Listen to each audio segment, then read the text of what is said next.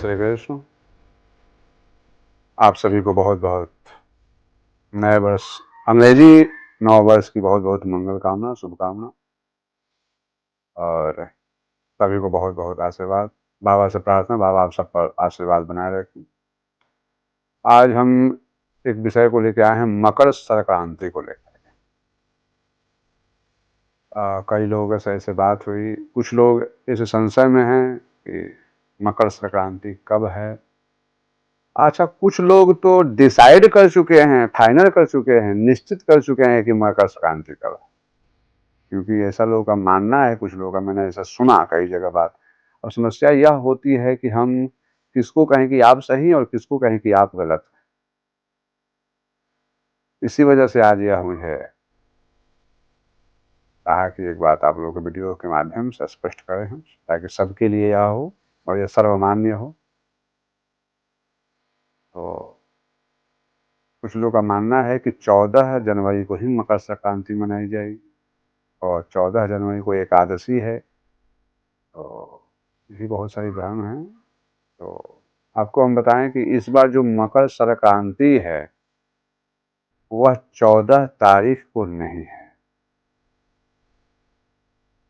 14 तारीख है क्योंकि ये जो संक्रांति लगती है जब सूर्य मकर राशि में प्रवेश करते हैं, उसके पश्चात मकर संक्रांति मनाई जाती है।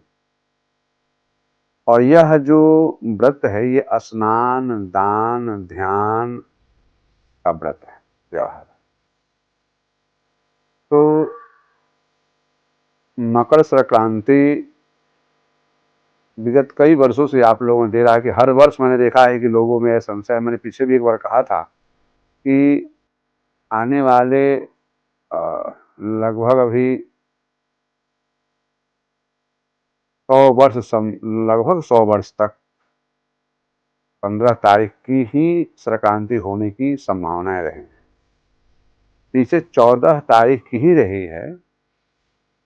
और क्योंकि 12 साल में जैसे ग्रह इकट्ठे होते एक युग होता है, वैसे ही शताब्दी में अंश का भी अंतर आता है। जैसे कि आप सब लोगों ने जो लिपि वर्ष जानते हैं, जो हमारे यहाँ मलमास, अधिक मास के रूप में जाना जाता है, जो वही एक दिन के अंतर की वजह से मनाया जाता है। अंग्रेजी वर्ष उसको एक दिन कर देता है और हमारी भारतीय पंचांग उसको 1 महीना बढ़ा देता है 3 वर्षों में। तो उसी विषय को लेकर के आपको बताऊं कि अभी आने वाले लगभग वर्षों में 15 तारीख को ही आपको मकर संक्रांति संभवतः मनाई जाएगी, क्योंकि सूर्य जो है वो 14 तारीख में इस बार भी मध्य दिवस के पश्चात प्रवेश कर रहे हैं। और मध्य दिवस के पश्चात प्रवेश करने की वजह से भारत वर्ष में मकर संक्रांति 15 तारीख को ही मनाई जाएगी। आपको बता दें कि अभी हम दिल्ली में हैं, तो इसीलिए दिल्ली का भी पंचांग हमने रखा है।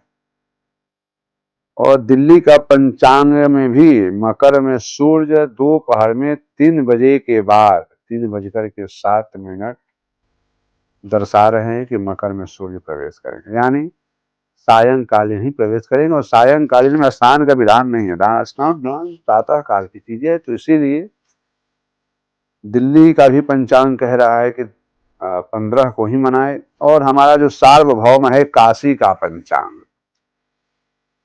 तो काशी के पंचांग में भी 14 तारीख में खटतिला एकादशी दे रहा है। और इन्होंने मकर का प्रवेश, मकर राशि में सूर्य का प्रवेश रात्रि में 9:39 में। और इन्होंने भी मकर संक्रांति का जो पुण्य काल है, तिल द्वादशी, आप खोलेंगे ऋषिकेश पंचांग, तो 15 तारीख में ही इन्होंने तिल द्वादशी, तिल की महिमा गाते हुए और मकर संक्रांति का पुण्य काल इन्होंने 15 को ही बताया है। तो 15 तारीख को ही आप लोगों को मकर संक्रांति मनानी चाहिए। एकादशी 14 तारीख को है एकादशी का जो लोग व्रत करेंगे वो लोग एकादशी का व्रत खूब आसानी से सहजता से करें। और जो मकर संक्रांति है उसमें स्नान, ध्यान, दान, पुण्य जो भी है, क्योंकि ऐसा बताया जाता है कि इस मकर संक्रांति जब सूर्य मकर राशि में प्रवेश करें तो उस दिन स्नान करना चाहिए। गंगा आदि तीर्थों में जाकर के स्नान करें। उस दिन तिल का दान करें। तिल जल में डाल करके नहाना भी चाहिए। तिल खाना भी चाहिए। तिल का दान भी करना चाहिए। गर्म वस्त्र दान करना चाहिए। पात्र दान करना चाहिए। और बताया गया तीर्थ क्षेत्र में हो सके तो आंवला का दान करना चाहिए। ब्राह्मणों के निमित्त भोजन, वस्त्र, तैल इत्यादि सामग्री दान करना चाहिए यथासंभव। तो यह सब आप 15 को ही करें। 14 तारीख की मकर संक्रांति का पुण्यकाल आप लोगों को नहीं मिलेगा।